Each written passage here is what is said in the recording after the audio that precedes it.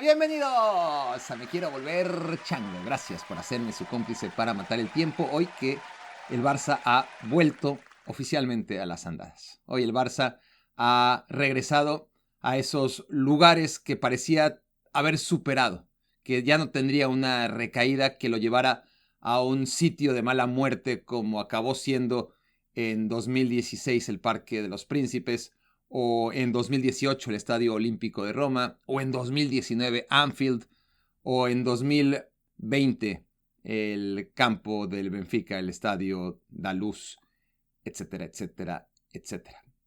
Las consecuencias son distintas. Es decir, hoy el Barça volvió a las andadas y no le costó el divorcio, ¿no? En otros momentos sí, pero sí es la consecuencia, no el acto.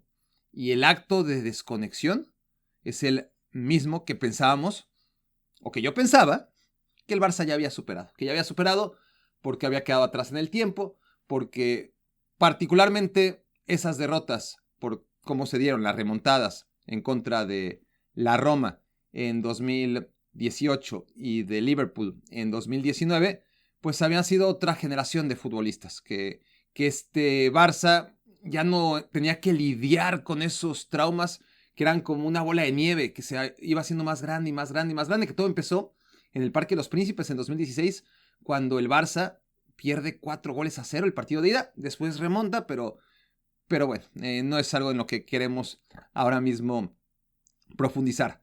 Pero esa ya fue una llamada de atención y el Barça no aprendió, no supo aprender o no pudo aprender, y luego le llegó un golpe como aquel de la derrota en contra de la Roma y luego el de Liverpool.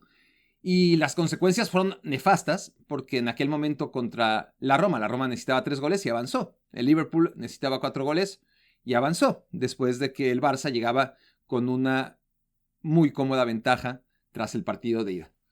Hoy han pasado los años, estamos en 2025 y el Barça vuelve a lo mismo. El Barça no queda eliminado, pero eso ya no es por algo que haya hecho bien el Barça, por algo que haya mejorado el Barça respecto a aquellas actuaciones históricas por lamentables. Hoy el Barça fue tan lamentable como las peores versiones del Barça. Entonces no nos perdamos en el resultadismo e ignoremos que hoy el Barça jugó para ser eliminado.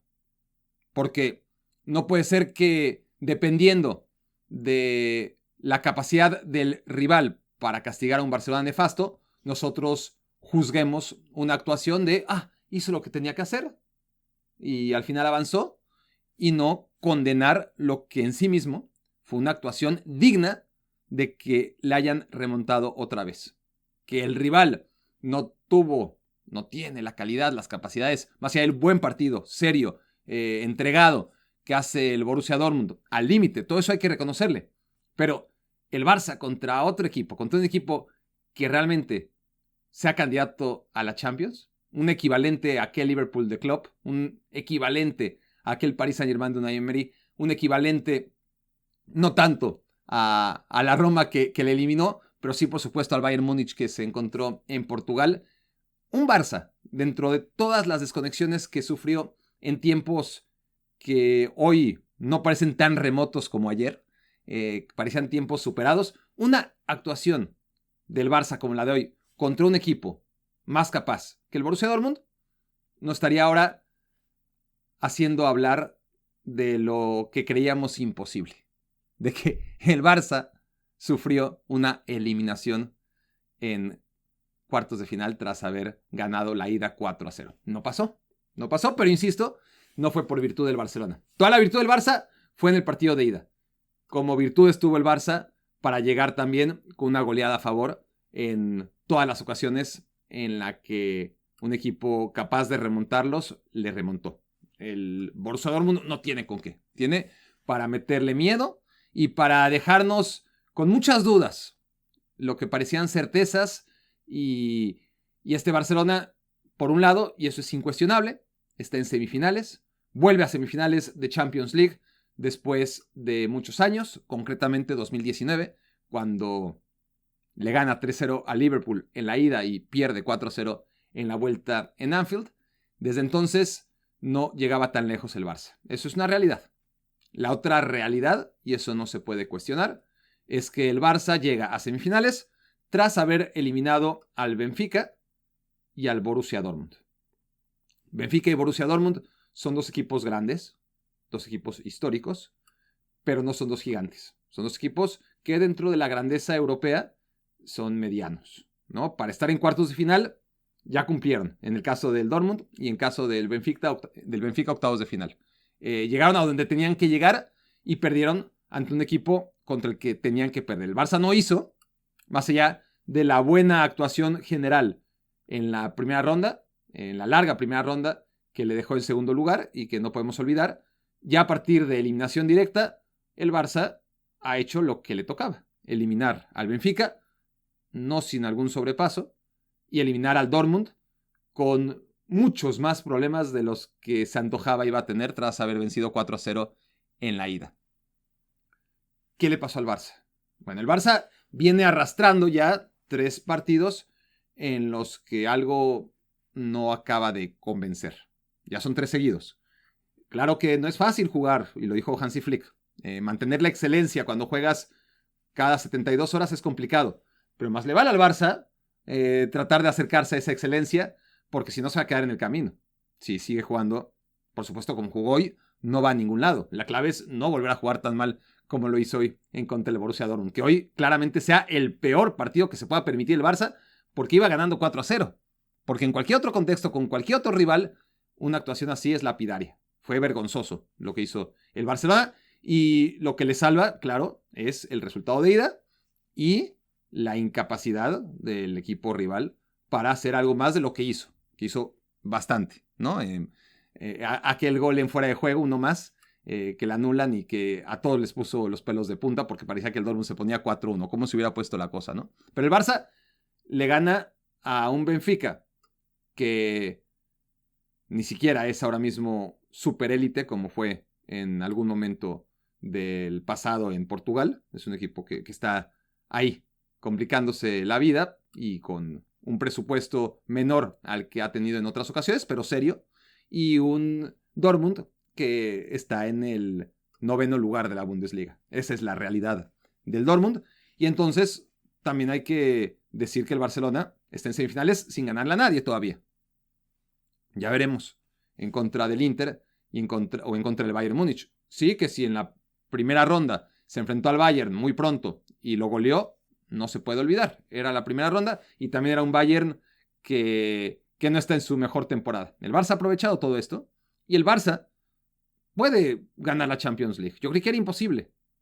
Ahora lo digo y nadie me acusará de ser un atrevido. Puede, a pesar de lo que parecía, puede ganar la Champions League. Pero hoy, después de este partido contra el Borussia Dortmund, creo que muchos de los que hemos mantenido el escepticismo respecto a este Barça salimos fortalecidos. Sale de alguna manera consolidada nuestra hipótesis de que este Barça está cayendo en euforia antes de tiempo, que el entorno de este Barça está cayendo en euforia. El trabajo de Hansi Flick, y lo he dicho 1000 veces, y lo repito porque sé que es necesario, para que no quede duda, para mí el Barça de esta temporada, 2024-2025, ya es cosa juzgada.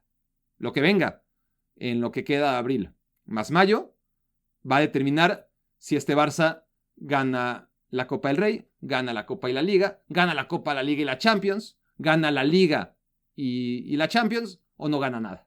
Ya veremos si gana 1, si gana 2, si gana 3 o si no gana nada. Pero para mí, y ojalá si fuera para todos, aunque sé que no va a ser así, esta temporada ya es cosa juzgada y es un éxito absoluto del Fútbol Club Barcelona.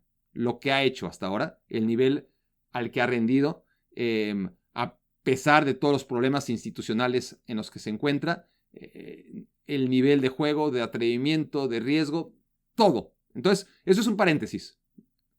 Que quede claro que mi postura, independientemente de cómo acabe la temporada, es que este Barça 2024-2025 de Hansi Flick, por sus circunstancias, porque es un equipo en construcción, por cómo ilusiona, por su juventud, por todo lo que hemos visto hasta ahora, ya no importa a la hora de evaluar a este Barça si gana títulos o no, es un éxito. Claro, después los títulos son los que te van a marcar el éxito o el fracaso ante los ojos de prácticamente todos los demás. No debería ser así, pero a final de cuentas se viene el tramo de la temporada donde realmente vamos a ver para qué le alcanza a este Barça, que solamente quería aclarar, para mí ya es un éxito. Ahora, este Barça y el entorno del Barça ha caído en una euforia que yo he detectado y que no está bien sustentada en la fragilidad que sigue mostrando el equipo. Un equipo que decía, lleva 3 partidos peligrosos. Contra el Betis juega bien, hace diría yo, un muy buen partido, no solamente un buen partido, y lo empata. Genera ocasiones, tiene penetración, ritmo, presiona muy bien, no se relaja. Y bueno, no vas a ganar todos los partidos, pero no ganar te va debilitando un poquito, ¿no? Entonces, el no ganarle al Betis, siendo muy superior, ya condiciona el siguiente partido. Y el siguiente partido es contra el Leganés y ese al revés. Así como el Barça debió ganar y no ganó en contra el Betis, cuando juega contra el Leganés no debió perder contra el Barça y perdió, ¿no? El partido que el Barça debió ganar lo empató contra el Betis y el que no debió de ganar sí se lo ganó al Leganés. Y este tercer partido contra el Borussia Dortmund, claro que entre estos partidos hubo un partido de ida en contra del Borussia Dortmund, que el Barça lo saldó ganando 4-0, no sin problemas en el primer tiempo, donde Guirassy falló unas muy claras y el Barça volvió a ser vulnerable, pero bueno, estuvo ese partido en el que el Barça sí que cumple de sobra con las expectativas, pero los otros 3 partidos que se han jugado de manera más reciente han dejado dudas, ya sea a través del resultado o del funcionamiento, y el de hoy más que cualquier otro. Entonces, cuando yo empezaba a escuchar, hasta hace muy poco, es más, antes de la patada inicial del partido de hoy, de vuelta en contra del Borussia Dortmund, que cada vez la gente cae más en la tentación de comparar a este Barça con el Barça de Pep Guardiola, con el Barcelona que realmente jugaba al fútbol de maravilla. Un Barcelona, no digo que este no juegue de maravilla, pero es que hay niveles, hay clases, y este equipo está súper lejos de aquel Barcelona, por más que tenga momentos brillantes, por más que, aclaro otra vez por si es necesario, admiro a Hansi Flick, me parece que ha hecho un trabajo maravilloso, extraordinario y digno ahora mismo de 10, pase lo que pase el resto de la temporada, ya dije eso, lo repito, pero también por otro lado, hay de 10 a 10, ¿no? y querer comparar, por excelente que sea este Barça, con el Barcelona de Guardiola, que presionaba a la perfección, que dominaba los partidos, que controlaba de principio a fin, que no sufría. Yo nunca vi sufrir al Barcelona de Pep Guardiola como sufrió hoy en contra del Borussia Dortmund. ¿Que habrá tenido algún partido que lo perdió? Pues sí. ¿Que habrá tenido tramos desafortunados en los partidos donde perdió la manija en 4 años? Sí, claro que sí. ¿Que el cuarto año ya no fue tan bueno como el primero, el segundo y el tercero? También. Pero el Barça de Pep Guardiola, el Barça 2008-2012, jamás tuvo una actuación como la de hoy. Pero ni remotamente, ¿no? En la que diera pena, como hoy dio el Barça. Así fue. Luego, que quieran algunos argumentar que el Barça se podía dar el lujo porque se lo ganó teniendo esa ventaja, pues yo creo que se equivocan. Yo creo que hoy era un partido, si no para ganar otra vez 4-0, sí para seguir consolidando a este Barcelona su idea de juego, su agresividad, su guión y su postura en cada partido, independientemente del estadio, del rival y de la fase en la que se encuentre en cada competición, que hay que dosificar esfuerzos, sí, pero el Barça lo único que hace en este partido, más allá de avanzar a semifinales, que es obviamente el objetivo número 1, pues lo que hace es debilitar su idea, ¿no? Porque no solamente pierdes el partido, que es anécdota porque al final el 4-0 acaba siendo en el global un 5-3, pero no solo es eso, no solamente es, bueno, ya, se perdió este partido, el primer partido perdido de todo 2025, sino que eso ya te va haciendo, ¿no? Lo que hablábamos, generando dudas para el siguiente partido. Si ya había despertado alguna duda el resultado contra el Betis, luego lo de Leganés, ahora este partido, y llegas a un tramo de la temporada en la que el Barcelona y su objetivo de cada partido y el discurso de Hansi Flick empieza a debilitarse, ¿no? Este tipo de partidos debilitan y te debilitan de cara al próximo partido. El Barça, entendiendo que es un equipo integrado por seres humanos y que puede flaquear y que hoy tenía ciertas circunstancias que ya abordaré, pero si el Barça, y esto yo lo hablaba justo antes del partido, en un análisis previo en SportsCenter, que no podía estar yo más cerrado, porque yo decía, no, es que el Barcelona no va a ser conservador, por más que vaya ganando 4-0. Hansi Flick no es un tipo conservador, no podría hacerlo, no se sentiría bien, debilitaría los argumentos en los que está construido este Barça, de jugar de manera agresiva, de jugar con la línea alta. Eso no va a cambiar, porque además, si el Barça decía, y es lo que pensaba hasta hace muy poco, si el Barça ha demostrado que siendo el Barça puede ganarle con comodidad al Borussia Dortmund, ¿por qué jugar a no ser el Barça? ¿No? No necesita ser conservador para avanzar a la siguiente ronda.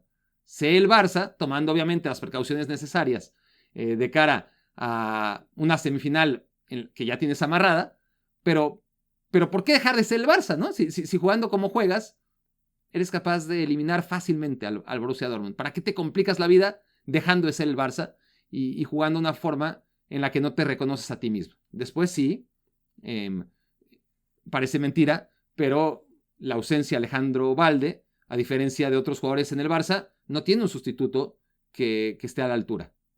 Gerard Martín no es más que un futbolista cumplidor, pero no es uno de los mejores laterales izquierdos del mundo, como se ha convertido esta temporada Alejandro Balde, por la manera en la que se proyecta el ataque, por la precisión de sus pases, por la velocidad con la que llega y no, él recibe un pase y cuando digo él, me refiero a Gerard Martín, al sustituto de Alejandro Balde, recibe un pase y la devuelve o busca un tercer jugador, procura que la jugada progrese y se limita a casi no equivocarse. Alejandro Balde es otra cosa. Entonces, ahí hay un punto.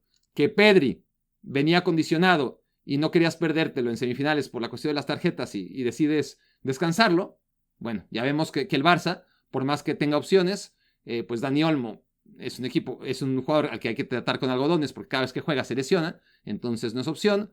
Gavi y Fermín, si están separados, lo suelen hacer muy bien, pero juntos, si no está Pedri, entonces ya el Barça no tiene esa capacidad de controlar los partidos y Frenkie de Jong no es ni será un jugador para lo que debería ser, ¿no? Para templar al Barça, para que alrededor de él el Barcelona tenga una referencia y un punto de contacto. Todo eso no ocurrió. Y bueno, Lamine Yamal también se puede tomar un día de descanso de vez en cuando. No vamos a juzgar hoy a Lamine Yamal por un partido nefasto, ¿no? Tiene derecho de tenerlo, pero ojalá sea una llamada de atención, un golpe que le haga rabiar y que no caiga en autocomplacencia y que esto no sea el primer capítulo de una larga lista de capítulos decepcionantes, ¿no? Un mal partido, cualquiera lo puede tener, inclusive Lamine Yamal, que no nos tiene acostumbrado a ello. Pero tampoco es como en otros partidos donde uno concluya, mira, Lamine Yamal sigue siendo, a pesar del mal partido del Barcelona, un jugador indiscutible, porque cada vez que tocó la pelota pasaba algo. No, se perdió totalmente. Entonces, ni a nivel colectivo, ni a nivel de postura, ni de mentalidad, ni de actitud, y ni siquiera individual podemos rescatar a un Barça donde Araujo es un desastre, honestamente. Araujo es horrible verlo jugar y conceder ya en contra del Betis.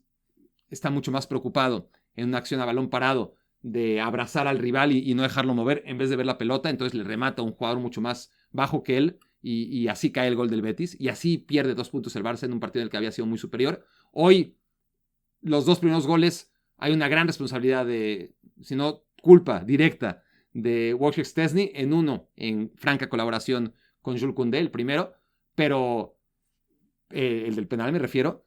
Pero Szczęsny, ¿cuántas veces? Está bien, ya salió del retiro, lo ha hecho muy bien, lo que quieras, se le reconoce, me ha sorprendido, mejoró mucho, estaba atrofiado en los primeros partidos, pero demostró que era el portero que necesitaba el Barcelona en las circunstancias en las que se encontraba, todo eso sí, pero carajo, una tras otra, tras otra, tras otra. Penal, penal, penal, penal. Parecía que ya había recuperado el timing perdido. Y contra el Madrid, penal. Contra el Benfica, penal. Hoy contra el Dortmund, penal. Y en todas un mismo patrón, ¿no? De llegar tarde a ese balón y acabar cometiendo faltas que se convierten además en goles, ¿no? Porque tampoco es que, digamos, Szczesny ha logrado atajar algunos de los penales que él mismo ha producido. Entonces, en el segundo gol terrible, ¿no? Un centro larguísimo al segundo poste que deja que le rematen, y a partir de ese primer golpe de cabeza, Guirassy cabecea en segunda oportunidad y el portero como si no existiera. Entonces, puntualmente sí, podemos hablar de actuaciones individuales muy malas. Colectivamente, el Barça contra el Borussia Dortmund, insisto, y esto no hay que perderlo de vista, no porque el Dortmund no haya sido capaz de remontar, quiere decir que el Barça no hizo un partido para que le remonten otra vez. Eso fue hoy el Barcelona en el Westfalenstadion y está aguardando a ver qué pasa en el partido de semifinales, en donde el Arsenal y el Inter se van a encontrar. Un partido en el que el Inter tiene una ventaja, pero vamos, la principal ventaja del Inter, más allá de los goles que tiene que meter el Bayern, es que el Bayern tiene muchos lesionados, que no tiene jugadores diferenciales. Pero escuchaba unas declaraciones de Simone Inzaghi que, si no me preocuparon, sí me alertaron. Me hacen desconfiar un poco de este Inter. Y él insiste en que el partido jugado en Alemania fue muy bueno. Él está muy contento y orgulloso, con razón, del resultado en contra el Bayern, pero no debería estarlo tanto del juego de su equipo. Es un equipo muy difícil de vencer, el Bayern Múnich en casa. Ahí están las estadísticas que rompió el Inter, pero también es un equipo que no le ganó al Inter porque Harry Kane no estaba en su día. Entonces, cuando Simone Inzaghi dice que lo que necesita hacer el Inter es jugar como jugó la ida, entonces creo que el Inter podría meterse en problemas. Si realmente piensa que jugando como jugó en la ida va a estar en semifinales y va a enfrentar al Barça, por ahí no llega. ¿Por qué? Porque básicamente le ganó al Bayern Múnich, más allá del sólido partido que hacen los defensas, a Chervi, el golazo que hacen entre Thuram y Lautaro, lo rápido que se recuperan del gol del empate del Bayern a la primera jugada básicamente, antes de que acabe el partido, con todas las facilidades del mundo, juego directo y aprovechando los espacios que dejaba el Bayern, e inmediatamente anotaron el 2-1. Sí, claro que tuvieron virtudes, pero principalmente, si el Inter ganó en campo del Bayern, fue porque Harry Kane no estuvo en su día. Entonces, si vas a apostar a que Harry Kane otra vez no esté en su día, me parece que es demasiado arriesgado. Porque ¿qué tal si sí? ¿Qué tal si mete las que falló en contra del Inter en el partido de ida? No puedes depender de que Harry Kane tenga una mala noche, ¿no? Porque si Harry Kane está inspirado, te va a eliminar. Tienes que jugar lo suficientemente bien para calcular que incluso en una buena noche Harry Kane vas a avanzar. Y una buena noche Harry Kane incluye que por lo menos te va a anotar un gol. Y si te anota un gol, si por lo menos te anota un gol, entonces el Inter ya está obligado a marcar por lo menos un gol para evitar el alargue. Entonces, sí que el Inter tendrá que ser menos conservador de lo que viene siendo. Yo me vengo quejando mucho del Inter esta temporada y en muchas cosas el tiempo no me da la razón, yo diría que en la mayoría, pero en otras sí. Y aquí hasta ahora yo vengo insistiendo mucho en que este Inter, que no era así en otras temporadas con Inzaghi, pero que ha mutado en un equipo que después de irse arriba toma menos riesgos y ya no busca tanto el arco rival, ni siquiera el contragolpe, y que para de atacar directamente.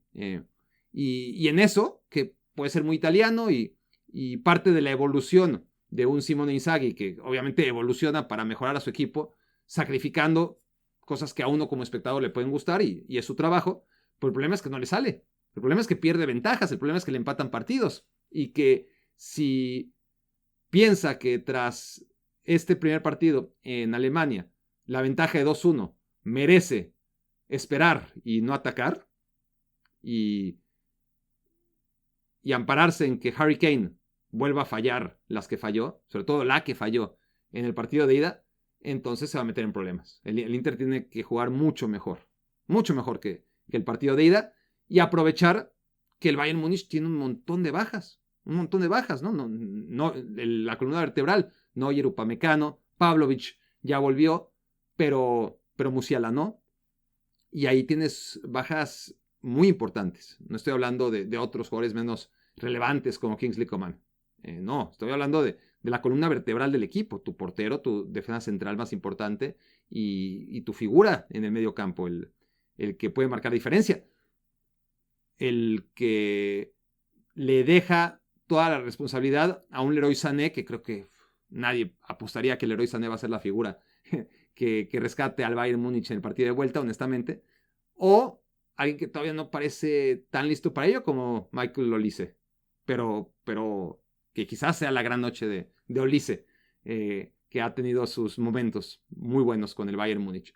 Pero lo normal es que el Inter se haga un partido bueno, un partido lo necesariamente bueno para aprovechar las carencias defensivas, sobre todo que tiene este Bayern Múnich, las bajas, las dudas y que el Inter, quiero ver a un Inter que gane con contundencia, que no gane pidiendo la hora, pero ya veremos si puede o no puede, porque si algo nos dejaron estos dos primeros partidos de vuelta de los cuartos de final, es que no podemos dar por sentenciado nada. Yo decía, a ver, dentro de las cuatro que parecen muy encaminadas, las cuatro eliminatorias, pues al Real Madrid nunca se le puede descartar, esa hay que analizarla aparte. Bayern-Inter, me parece también por el contexto de la eliminatoria, por la grandeza del Bayern, un partido que no podemos dar por definido, pero Dortmund-Barcelona, olvídate, ya está, decía yo, y otros tantos, pero hablo por mí. Y Paris Saint-Germain contra Aston Villa, sí veía al Aston Villa meterse al partido, condicionando el análisis a que el Aston Villa empezara ganando, pero jamás me planteé la posibilidad de que si el Paris Saint-Germain metía el 1-0 y el 2-0, esto es el 4-1 y el 5-1 en el global, iba a sufrir como sufrió. Pero no aprendemos ni aprenderemos, jamás. Seguimos dando por sentenciadas eliminatorias en la Champions League cuando está visto una y otra vez que esto no es así. Que remontadas no siempre hay, pero siempre hay un momento, o casi siempre, es muy rara la eliminatoria que es totalmente plana y que un equipo domina al otro de principio a fin. Por más que meta goles y que marque una distancia el partido de ida, esta casi que forzosamente se ve reducida en el partido de vuelta por las necesidades del equipo que viene abajo. Y fuimos testigos nuevamente de ello en Villa Park. Porque eso sí, ya hay que decirlo, no aprenderemos nunca. Cuando mete el 2-0 el Paris Saint-Germain, parecía que ya estaba, ¿no? Pues ¿cómo? 5-1. Y bien, cayó el 5-2, cayó el 5-3, cayó el 5-4. Y gracias a que Donnarumma tuvo unas cuantas, pero sobre todo una atajada fenomenal. Y hubo otra en la que Pacho saca un disparo de Rashford tremendo. Y por eso no se fueron a tiempo extra. Y vayan ustedes a saber qué hubiera pasado en Villa Park si esto se iba a tiempo extra. Pero el Paris Saint-Germain vuelve a demostrar esa debilidad defensiva que ya intuíamos. Entonces, esto está muy abierto, ¿no? Muy, muy abierto, por más que hasta hace muy pocas horas, muchos pensaban que el Paris Saint-Germain y el Barcelona eran los grandes candidatos a jugar la final. Hoy vimos a dos equipos frágiles que avanzaron pidiendo la hora, a pesar de que tenían resueltas sus respectivas eliminatorias con 4 goles de diferencia. 4-0 ganaba el Barça tras el partido de ida, 5-1 ganaba el Paris Saint-Germain tras irse 2-0 arriba en este partido de vuelta. Y todo esto nos conduce al Arsenal en contra del Real Madrid y la posibilidad o no de que haya una remontada. Y yo creo que sí, ya lo dije, y conforme se va acercando el partido, me parece a mí que me cuesta mucho trabajo pensar que no va a haber una remontada, así, pongámoslo así. No la doy por segura, obvio, pero sí que me es muy difícil, no pensar en un Madrid que salga a comerse al mundo, a diferencia de lo ocurrido en el partido de ida, y ya con eso el clima va a favorecer para que caiga el primero, ¿no? Que es el importante. Una vez que caiga el primero, si este es del Real Madrid, el miedo en el cuerpo del Arsenal, el envión anímico del Real Madrid, la historia, todo eso va a pesar mucho para que caiga el segundo. Y ese 1-0 igual y cae hasta el minuto 70, ¿eh? No os voy a decir que da igual, obviamente que es diferente si cae al minuto 2 que al 70, pero es que si cae al 70, imagínense, cae el segundo gol, y en cuanto caiga el segundo, no tengan la menor duda, que si el Real Madrid mete el segundo gol, automáticamente va a caer el tercero. Va a ser consecuencia directa e irreversible. Entonces, sí, parecen muchos, porque son 4 goles los que tiene que meter el Real Madrid sin recibir, si quiere eliminar al Arsenal, pero en realidad son 2. Son 2 los que necesita. Porque el 1-0, pues obviamente no va a ser suficiente. El 2-0, se los garantizo, va a provocar el 3-0 y el 3-0 ya tiene el empate como premio. Y una vez que esto esté empatado, ¿quién apostaría que el Arsenal en el Bernabéu lo va a sacar adelante? No va a pasar. Entonces, sí, parece que son 4 goles los que necesita el Real Madrid. Yo les digo que lo que necesita son 2 y que lo veo bastante factible.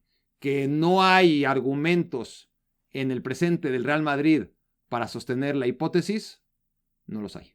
No los hay. Pero no los había en las remontadas anteriores. En el juego del Real Madrid, en el presente de aquel entonces, en el presente que hoy es pasado, tampoco habían argumentos de aquellas versiones del Real Madrid para sostener las remontadas que acabaron ocurriendo por el peso de la historia y no del presente. Entonces sí, el presente del Real Madrid ahora mismo es el que es, pero el pasado cada vez es más grande. Cada vez que el Real Madrid tiene uno de estos retos encima, tiene una historia más en la colección a la cual aferrarse para saber que esto puede pasar y va a pasar. En cambio, el rival también. No es que el rival haya vivido en otro mundo y que no se haya enterado. El Arsenal sabe perfectamente, lo ha visto desde la tele, pero sabe. Entonces intentará limitar al Real Madrid, pero cuando caiga el 1-0 y después cuando caiga el 2-0, si ocurre, va a ser inevitable lo que todos intuiremos en ese momento. El Arsenal tendrá que evitar a toda costa ir cayendo 2-0 en cualquier momento del partido, porque ese va a ser su despedida de la Champions League. Ir cayendo 2-0 va a ser irreversible, a menos de que ocurra al minuto 90, que no se puede descartar, ¿no? No se puede descartar que todavía le caigan 2 goles más,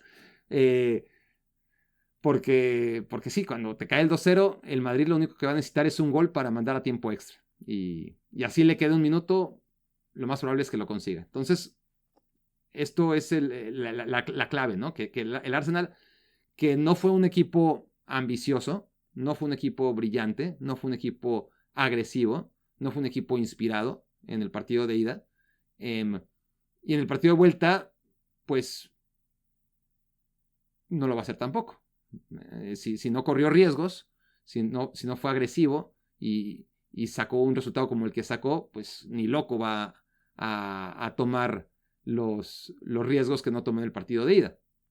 Entonces, yo sí, a diferencia de muchos, a pesar de que mucho he repetido yo la historia del Arsenal, cómo es diferente y no podía ser más diferente a la del Real Madrid y cómo esto debería pesar en la eliminatoria, aunque no pesó en el partido de ida. La verdad es que este Arsenal, yo he visto que es un equipo luchón, que es un equipo con carácter, es un equipo que a la larga, es verdad, se ha caído en sus luchas en contra del Manchester City, pero que en el cuerpo a cuerpo, en el cara a cara, en el mano a mano contra el Manchester City, que es lo más parecido al Real Madrid, siendo contextos distintos, pero a lo que veo es que el Arsenal tiene experiencia. El Arsenal de Mikel Arteta tiene experiencia de enfrentarse a monstruos, ¿por qué monstruos? a monstruos de una envergadura similar. Y y ha salido avante. Es decir, sí, ha perdido las ligas que ha perdido a la larga, pero en los duelos directos se ha defendido muy bien, ha competido. Y ahí está la clave. El Arsenal no tiene que ganarle al Real Madrid, no es necesario. Lo que tiene que hacer es competir. En cuanto logre competir contra el Real Madrid y acaben los 90 minutos y podamos concluir, hoy el Arsenal supo competir, eso va a ser suficiente para avanzar a semifinales. Que no le pasen por encima.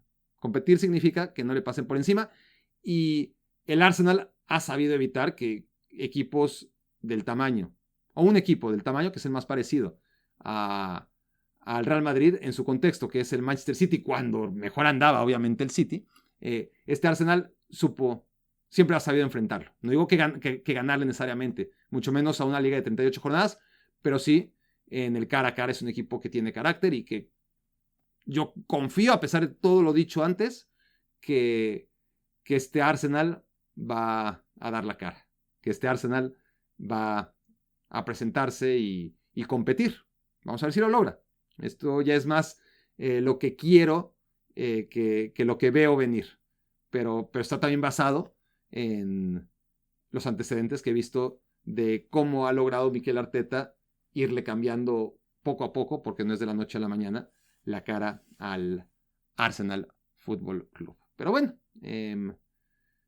muchos podremos debatir lo que acabo de decir, pero no será necesario, no tendremos ni siquiera tiempo de alargar mucho el debate, porque se van a enfrentar. Se van a enfrentar el Real Madrid y el Arsenal en el estadio Santiago Bernabéu, como se van a enfrentar en San Siro el Inter de Milán contra el Bayern Múnich. Y a partir de ahí tendremos a los semifinalistas que enfrentarán al Barça y al Paris Saint-Germain. Un Barcelona que está en semifinales, al igual que el Paris Saint-Germain, que están en la antesala de la final de la Champions League, pero un Madrid que todavía tiene algo que decir, un Bayern Múnich que seguramente intentará vender cara a su derrota si es que acaba siendo eliminado, y un Inter y un Arsenal que tratarán de sufrir menos, no solamente avanzar, sino sufrir menos de lo que sufrieron hoy el Paris Saint-Germain y el Barcelona. ¿Y saben qué? No creo que lo logren. No creo que mañana podamos decir avanzó el Arsenal sin sufrir o avanzó el Inter sin sufrir. Y sobre todo, ojo con lo del Arsenal, porque si el Real Madrid es capaz de hacer sufrir al Arsenal, no sé si el Arsenal va a poderlo contar. Si el Barça y el Paris Saint-Germain pueden contar que sufrieron, pero que están en semifinales, es gracias al rival que tuvieron. El Aston Villa es un dignísimo cuarto finalista de Champions League. Es un equipo ganador de la Champions, algo que no ha logrado el Paris Saint-Germain, aunque haya quedado atrás. Eso no se puede olvidar. Pero no deja de ser un equipo mediano en Europa que al alcanzar en los cuartos de final de la Champions League ha cumplido con creces. ¿Sí o no? El Borussia Dortmund, por sus circunstancias, por la temporada nefasta que ha tenido en la Bundesliga, y por lo que es evidente, hay que ver el plantel del Borussia Dortmund, haber llegado hasta aquí es un logro, es un mérito. Si hoy pueden contar Paris Saint-Germain y Barcelona, que están en semifinales, es estrictamente en función al rival que tuvieron. No tuvieron un rival que lo aprovechara, si no, no lo contaban. Esa es la diferencia, la gran diferencia con la que se van a encontrar los equipos que mañana tendrán que mantener sus ventajas. El Inter y el Arsenal. No se enfrentan a equipos como el Aston Villa y el Borussia Dortmund.